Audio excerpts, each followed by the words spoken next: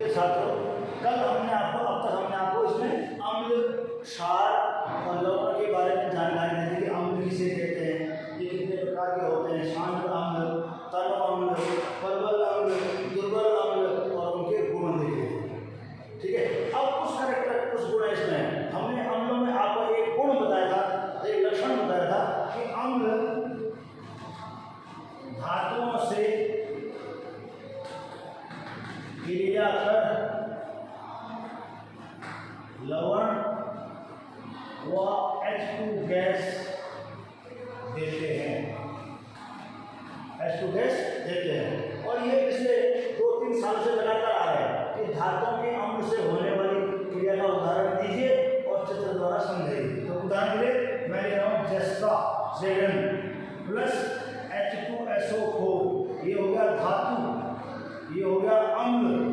अब अम्ल धातुओं से क्रिया कर लवण और हाइड्रोजन गैस देते हैं। तो धातु प्लस लवण अम्ल is equal to ZnSO4 plus H2। धातुओं की अम्लों से क्रिया होने पर लवण बनता है और हाइड्रोजन गैस मुक्त होती है। ठीक है, ये तो हो गया समीकरण। अब इसको समझना है, एक परक्रमी लीजिए और उसमें जस्ते के कुछ टुकड़े डाल दीजिए, जस्ता धातु, और उसके मुंह पर 2 छिद्र वाला कॉर्ड लगा दो जिसमें 2 छेद हो। एक छेद में डालो थिस्ल कीप होता है, जैसे तेल डालने होता है कीप, परीक्षा होता है कीप फनल, और दूसरे छिद्र में एक निकास नली, और उसका कीप का हिस्सा नीचे तक आना चाहिए और निकासी का ऊपर रहना चाहिए। और इसको डाल दो एक ऐसे साबुन से भरे हुए, साबुन के घोल से भरे हुए टब में। इस टब में साबुन का घोल भरा हुआ है, ये होगा साबुन का घोल, साबुन का घोल। और इसको हम कस देते हैं, इसे स्टैंड से कस देंगे ताकि ये हिले डुले। ठीक है, अब यहाँ से धीरे धीरे क्या डालते हैं, तनु गंधक का अम्ल डालते हैं। इतना ही डालते हैं कि ये जस्ता जो धातु के टुकड़े हैं उसमें डूब जाए और थिस्ल कीप का सिरा भी इसमें डूब जाए ताकि यहाँ से गैस निकले। जैसे ही हम यहाँ से तनु सल्फ्यूरिक अम्ल इसमें डालते हैं जस्ते पर, तो ये जस्ता उससे क्रिया करता है Zn प्लस HSO4 और क्या बनाता है, जिंक सल्फेट बनाता है, जो लवण बनता है। और जो हाइड्रोजन गैस निकलती है वो यहाँ से ऊपर उठती है। तो सारे रास्ते बंद करना यहाँ से आएगी और वो गैस यहाँ से आते हुए यहाँ जाएगी, और जैसे ही आती है साबुन के घोल में वो गैस हल्की होती है और बुलबुले के रूप में ऊपर आती है, बुलबुलों के रूप में ऊपर आती है। और यदि हम इन बुलबुलों पर जलती हुई मोमबत्ती ले जाएं, जलती हुई मोमबत्ती ले जाए तो ये बुलबुले फटते हैं। उसके इन बुलबुलों के अंदर हाइड्रोजन गैस है और हाइड्रोजन गैस जब जलती है तो धमाके के साथ जलती है। क्योंकि बुलबुले छोटे हैं तो फट फट की यानी पॉप साउंड, फट फट की ध्वनि आती है। बुलबुले फटते हैं और फट फट की ध्वनि पैदा होती है। इस प्रयोग से सिद्ध होता है कि जब भी कोई धातु पर अम्ल की क्रिया होती है तो जो गैस निकलती है वो हाइड्रोजन ही है, क्योंकि जलने पर, जलती हुई मोमबत्ती या तिल्ली ले जाने पर वो बुलबुले जब फटते हैं तो एक साउंड या विस्फोटक की ध्वनि, क्योंकि बुलबुले छोटे हैं तो ज़्यादा आवाज़ नहीं करेंगे, बड़े होते तो बहुत बड़ा आवाज़ करते हैं, तो फट की ध्वनि करते हैं। In for English student, in the property of acid we have studied that acid react with metals, make a salt and release hydrogen gas. Example, Zn plus H2SO4 is equal to ZnSO4 plus H2. To demonstrate the release of H2 gas,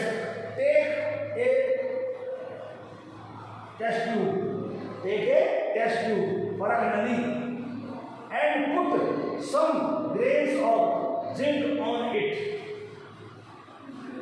Close the mouth of test tube with 2-hole cork. 2-hole cork, इस cork में 2 छेद हों, and put the thistle funnel in 1 hole and diverging tube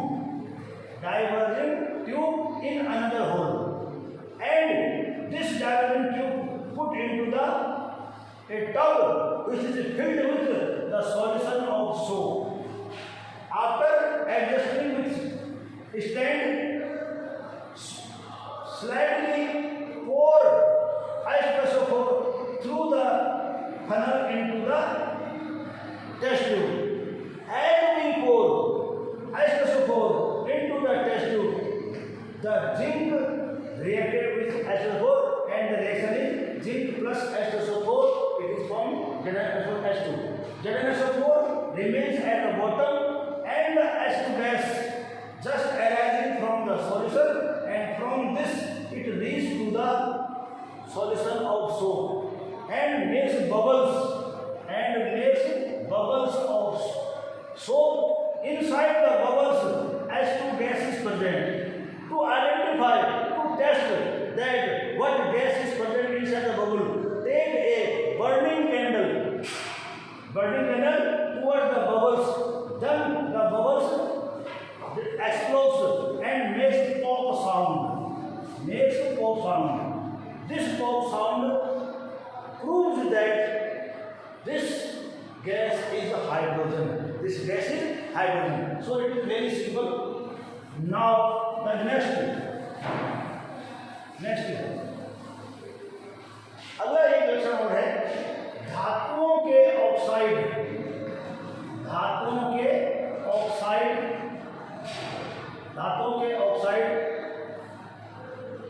क्षारीय प्रकृति के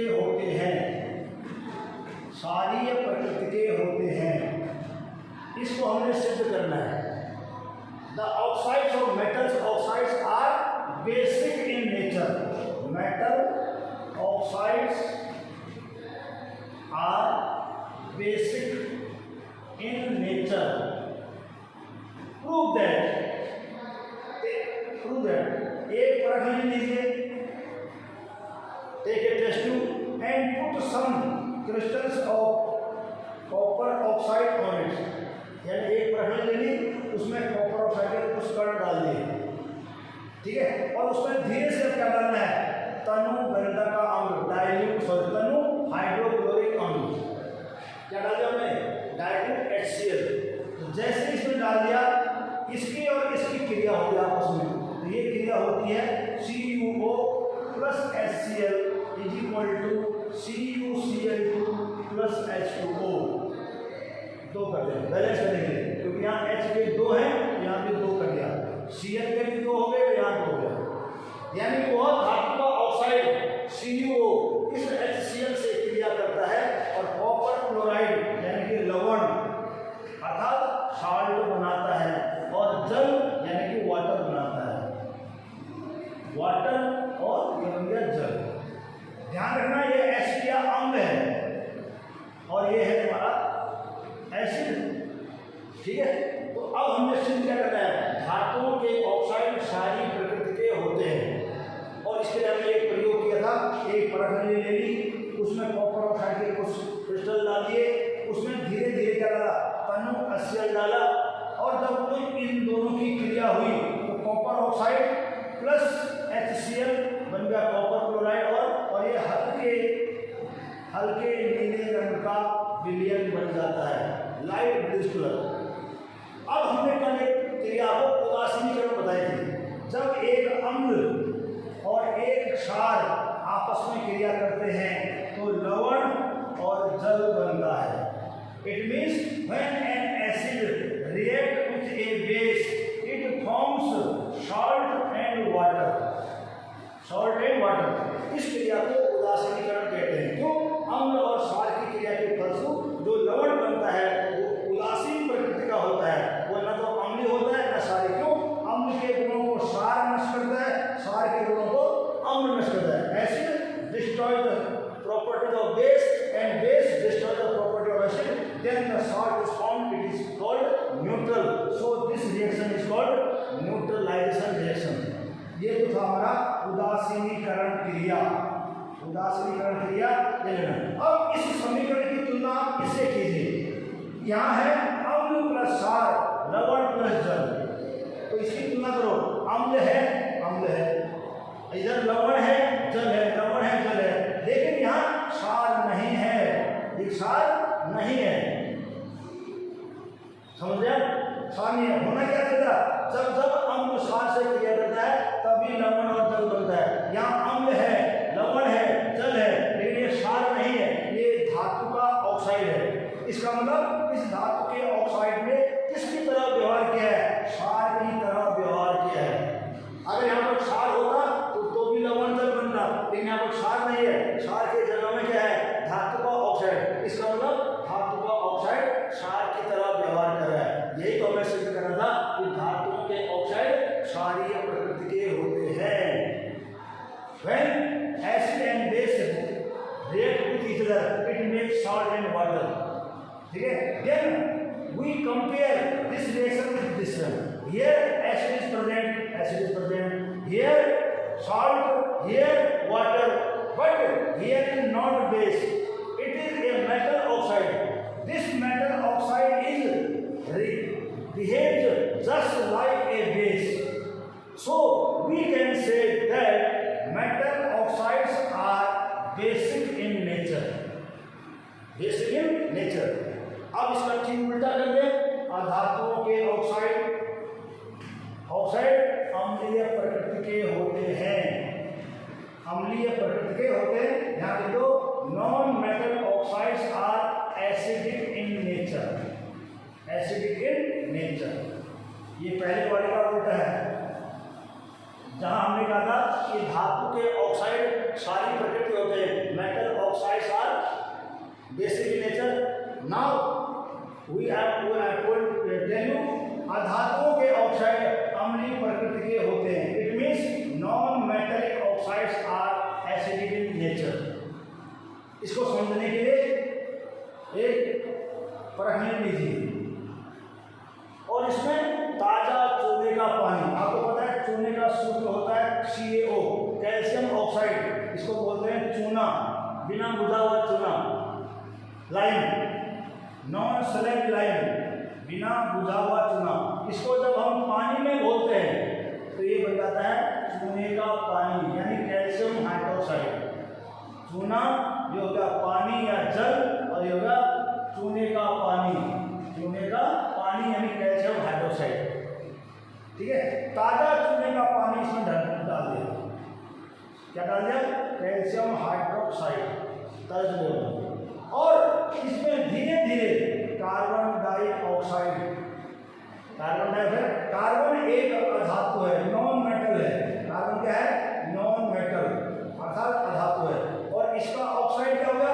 अधातु oxide. ये अधातुओं का oxide यानी नॉन मेटलिक ऑक्साइड। ठीक है? तो इसमें डाल दिया तो आपको पता होने क्या होगा? ये हो गया कैल्शियम हाइड्रोक्साइड, जो कि एक क्या है? बेस है, प्लस CO2। जैसे इसमें CO2 डाला वो कैल्शियम हट क्या करता है? तो ये तुरंत दूधिया या मिल्की हो जाता है, दूध के समान। क्या क्यों? क्योंकि ये बनता है calcium carbonate plus H2O, CaCO3 plus H2O बन जाता है। और इसके कारण ये होता है दूधिया या सफेद रंग का, जो कहते हैं मिल्की हो जाता है। अब इसकी तुलना करो, ये है बेस, ये है सॉल्ट और ये है water. Base, salt and water. यहाँ पर क्या होना चाहिए था? एसिड होना चाहिए था। किससे तुलना करेंगे हम? उदासीनीकरण से। जब एक क्षार किसी अम्ल से क्रिया करता है तो लवण और जल बनता है। जब एक क्षार किसी अम्ल से क्रिया करता है, लवण और जल है। यहाँ भी क्षार है, लवण है, जल है, लेकिन अम्ल नहीं है, ये एसिड नहीं है। लेकिन फिर भी वह क्षार से क्रिया करके लवण और जल ही बना रहा है। इसका मतलब CO2 कार्बन डाइऑक्साइड, जो कि अधातु ऑक्साइड है, नॉन मेटलिक ऑक्साइड है, वह एसिड की तरह व्यवहार कर रहा है। एसिड व्यवहार है। इसलिए हम कह सकते हैं कि अधातुओं के ऑक्साइड अम्लीय प्रकृति के होते हैं। दिस एक्टिविटी या this experiment shows that non metallic oxide behave like an acid because these non-metallic oxide when react with a base just like neutralization reaction, यानी कि अर्थात तो ऑक्साइड जो कार्बन डाइऑक्साइड है वो एक साथ से क्रिया करके लवण और जल बनाता है, जैसा कि उदासीनीकरण क्रिया में होता है। यहाँ पर अम्ल होना चाहिए था लेकिन अम्ल नहीं है, इसलिए इसको क्या कहेंगे, अम्लीय कहते हैं। अब आ जाओ अम्ल, क्षार और लवण का दैनिक जीवन में उपयोग।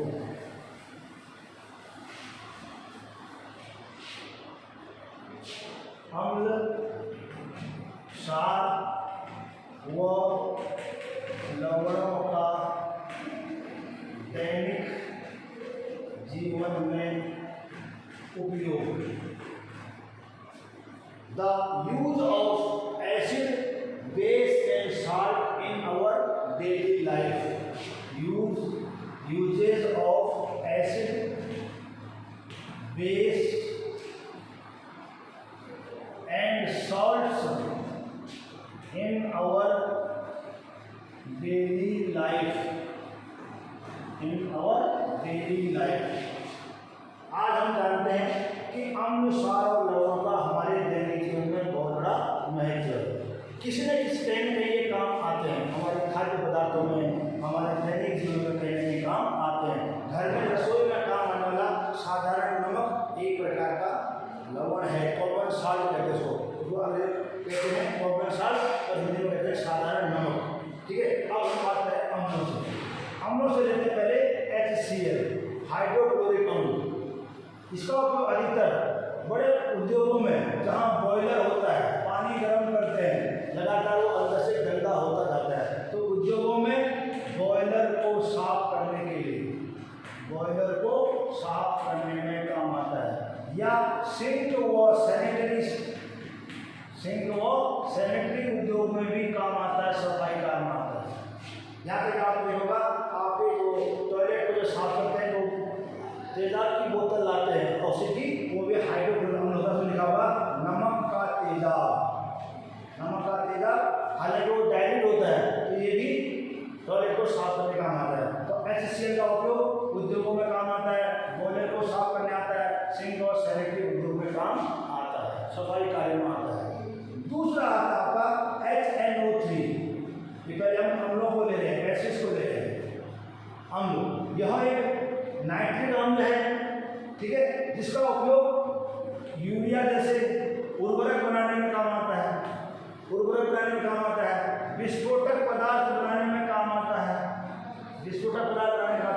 रंग और पेंट में काम आता है, यहाँ तक कि ये सुनारों के यहाँ काम आता है, क्योंकि सुनारों के यहाँ काम करने में यह क्या बनाता है, अम्लराज बनाता है। और उस अम्लराज को बनाने में इन दोनों का योगदान है। उसमें एक भाग HNO3 1 पार्ट और 3 भाग HCl, इसको मिला देते हैं।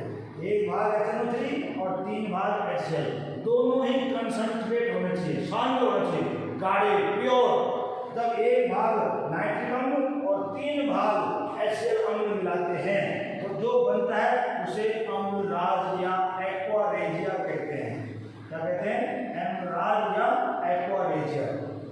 और इन दोनों के मिश्रण से बनने वाला अम्लराज, इसमें सोना चांदी आसानी से गल जाते हैं, इसलिए सुनार इसका उपयोग करते हैं। उनमें से आप हो सकता कोई सुनार हो या उनके यहाँ जाते हो तो आप पता करना कि आप सोने चांदी के जो आभूषण है उनको किससे साफ करते हैं, कैसे गलाते हैं, तो आपको बता देंगे कि उनमें एक भाग होता है सांद्र नाइट्रिक अम्ल और 3 भाग होता है हाइड्रोक्लोरिक अम्ल, और उनका मिश्रण कराता है अम्लराज। तीसरा आता है आपका H2SO4, अर्थात सल्फ्यूरिक अम्ल या गंधक अम्ल। इसे अम्लों का राजा भी कहते हैं, किंग ऑफ द एसिड्स। ठीक है, और इसका उपयोग सेल में, बैटरी में और अनेक उद्योगों में विभिन्न पदार्थों के निर्माण में काम आता है। ठीक है, H2SO4 सल्फ्यूरिक अम्ल या गंधक अम्ल, इसे अम्लों का राजा कहते हैं, और सेल, बैटरी आदि उद्योगों में काम आता है। इसलिए आजकल कोई देश कितना तरक्की कितना प्रोग्रेस कर रहा है, उस देश के तरक्की या प्रोग्रेस का जो मापदंड है, आधार है, उस देश के उद्योग में कितना गंधक का अम्ल प्रतिदिन या प्रतिवर्ष खर्च होता है। यानी जो देश अपने उद्योगों में जितना गंधक का अम्ल खर्च कर रहा है, इसका मतलब वह देश जितनी तरक्की करा क्योंकि वहाँ उतना सामान बन रहा होगा। ठीक है, और वो देश क्या करता है, तरक्की करता है। तो पहला हो गया HCl, दूसरा हो गया HNO3, और ये तीनों के तीनों हमने कई बार बताया, ये सांद्र अम्ल है, प्रबल अम्ल है। ठीक है, और ये खनिजों से प्राप्त होते हैं। अब आगे कुछ दुर्बल अम्ल भी हैं, दुर्बल अम्ल भी हैं जिनका भी दैनिक उपयोग है। जैसे आपने सुना होगा एसिटिक अम्ल, एसिटिक अम्ल जो सिरके में पाया जाता है। सिरका, विनेगर, सिरका क्या होता है, यह कई अचार, मुरब्बे, ठीक है, अचार या मुरब्बे को सुरक्षित रखने में काम आता है। अचार में अगर 2-4 ड्रॉप सिरका या एसिड अम्ल डाल दिए तो खराब नहीं होता।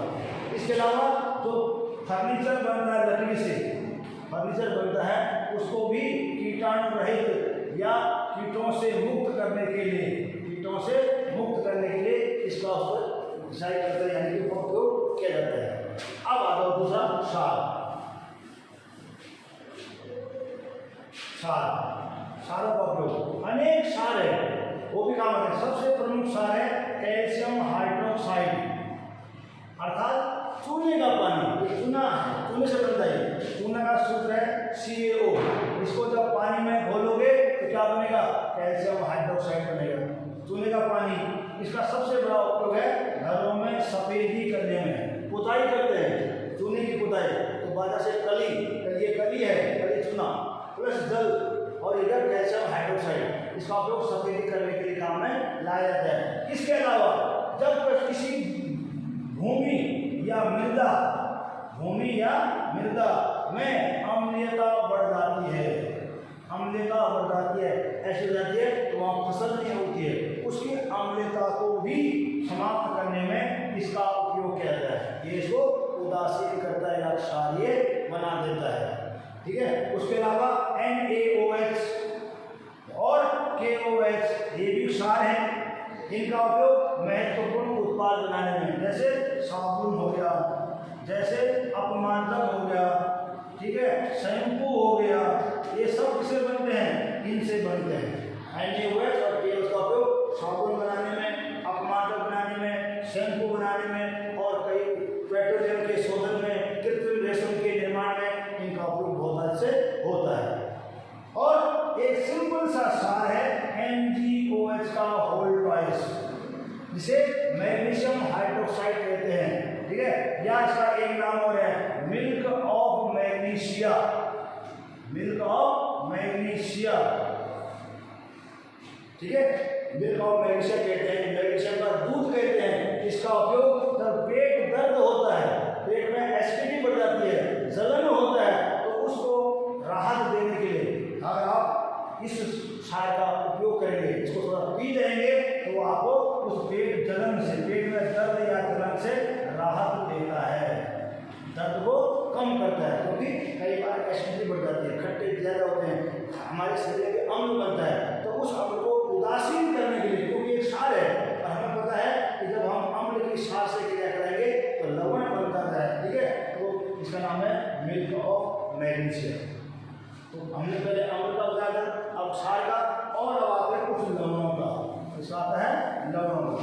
अनेक लवण हैं जो कि बहुत काम आते हैं, जैसे सिल्वर नाइट्रेट। सिल्वर नाइट्रेट का काम है, इसका नाम है फोटोग्राफी में प्रयुक्त होता है, फोटोग्राफी में होता है। सोडियम नाइट्रेट विस्फोटक बनाने में या प्रयोगशाला में काम आता है। और फिटकरी, आपने सुना होगा एक शब्द फिटकरी, अक्सर नाई की दुकान में जाते हैं तो दाढ़ी बनाने के बाद एक कलर फेंके जाते हैं, इसको कहते हैं पोटास एलम, पोटास एलम भी कहते हैं। और यह भी एक प्रकार का लवण है, इसका सूत्र है K2SO4, Al2SO4 का होल थ्राइस 24H2, ये तरह का सूत्र है। अर्थात यह डबल